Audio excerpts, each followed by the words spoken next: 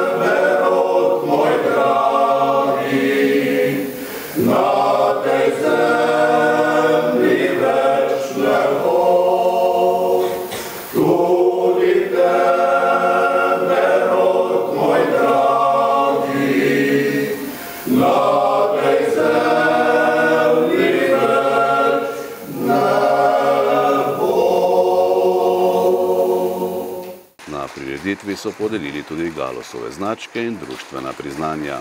Kot gostje so na koncertu nastopili Frajhanska godba in legendarni Štirje kovači, ki igrajo že 68 let in so tudi uradno najdlje delujoči ansambel na svetu.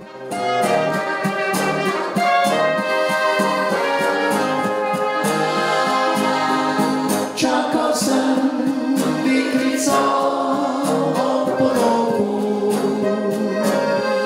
krepenel sem zakričil, želel bi, da prišla